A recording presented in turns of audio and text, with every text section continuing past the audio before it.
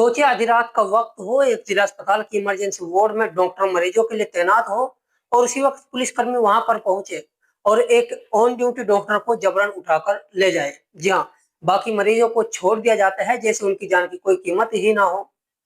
यह कोई फिल्मी सीन नहीं है, ये हकीकत है उत्तर प्रदेश के इटावा जिले की, जिसने पूरे प्रदेश की नींव हिलाकर रख दी है। जी हाँ, इस घटना ने डॉक्टरों को हंगामा करने पर मजबूर किया तो मरीजों को ओपीडी के बाहर लाइन में खड़ा होने के लिए मजबूर भी कर दिया। तो इसके अलावा प्रशासन को भी सवालों के घेरे में लाकर खड़ा कर दिया है। घड़ी रात के करीब 11 बजा रही थी। इसी वक्त आधी रात में एसएसपी के यहाँ पर अफरा तफरी मचती है। अचानक माहौल बदल जाता है। एसएसपी की मां की तबीयत बिगड़ गई थी, परिवार परेशान था। पुलिस हरकत में आई, फोन घूमा और कुछ ही मिनटों में थानेदार के साथ कुछ पुलिसकर्मी इटावा के जिला अस्पताल में पहुंच गए। जी हाँ, वहां पर डॉक्टर राहुल बाबू उस वक्त इमरजेंसी ड्यूटी पर थे।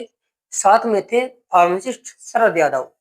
आरोप है कि जिला अस्पताल पहुंचे पुलिसकर्मियों ने कहा तुरंत चलिए, एसएसपी साहब की मां की हालत गंभीर है। डॉक्टर ने विनम्रता के साथ जवाब दिया कि मैं भाई साहब इमरजेंसी ड्यूटी पर हूँ। यहाँ गंभीर मरीज आते हैं जिनकी जान खतरे में होती है, इसलिए यहाँ पर रहना बेहद जरूरी है। लेकिन पुलिस ने डॉक्टर की कोई भी बात नहीं सुनी, ना ही मरीजों की हालत देखी और ना ही आने वाले मरीजों के बारे में सोचा। आरोप है कि पुलिस उन्हें जबरन एसएसपी के घर के लिए लेकर रवाना हो गई। यहाँ तक कि उनका फोन भी पुलिस वालों ने जब्त कर लिया, यानी उनसे छीन लिया। यह घटना अस्पताल की चारदीवारी के बाहर नहीं रुकी, बल्कि पूरे प्रदेश में आग की तरह फैल गई। जैसे ही अस्पताल के स्टाफ को पता चला कि उनके साथी डॉक्टर को जबरन उठा लिया गया है, तो उनका गुस्सा फूट पड़ा। बताया जा रहा है कि रात भर चर्चाएं होती रही। सुबह अस्पताल की ओपीडी ठप कर दी गई। अनेकों मरीज और तीमारदार खड़े रहे, लेकिन डॉक्टर और मेडिकल स्टाफ एक ही नारा लगा रहे थे, डॉक्टर का अपमान नहीं सहेगा हिंदुस्तान। रोजाना 800 से लेकर 1000 मरीजों को देखने वाला अस्पताल अचानक सुन हो गया था। मरीज भटकते रहे, परिजन परेशान और डॉक्टर नाराज। सुबह 16 सितंबर अस्पताल के बाहर नजारा ऐसा था जैसे कोई आंदोलन चल रहा हो। डॉक्टर ने यूनिटी दिखाते हुए साफ कहा कि ये अपमान केवल डॉक्टर राहुल बाबू का नहीं है, बल्कि हम सबका है। राज्य भर के मेडिकल स्टाफ ने सोशल मीडिया पर कैंपेन शुरू किया। Justice for doctor Rahul, respect health care workers social media पर ट्रेंड करने लगे। पत्रकार आए, कैमरे आए, लाइव कवरेज शुरू हुई।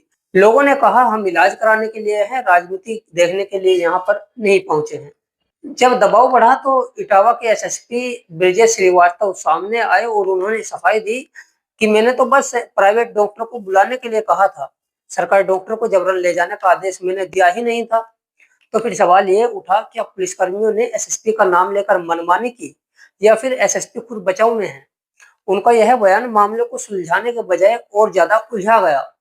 डॉक्टरों ने चेतावनी दी कि जब तक दोषियों पर सख्त कार्रवाई नहीं होगी, अस्पताल की ओपीडी शुरू नहीं होगी। जी हाँ, जनता पर असर साफ दिखने लगा, जिसके बाद सीएमओ ने सामने आकर कहा कि जनता को कोई कष्ट देने की जरूरत नहीं है, हम कार्रवाई करेंगे, जो भी दोषी होगा उस पर कार्रवाई होगी। लेकिन डॉक्टर अड़े रहे। उनकी एक ही मांग थी कि सम्मान और सुरक्षा की गारंटी चाहिए।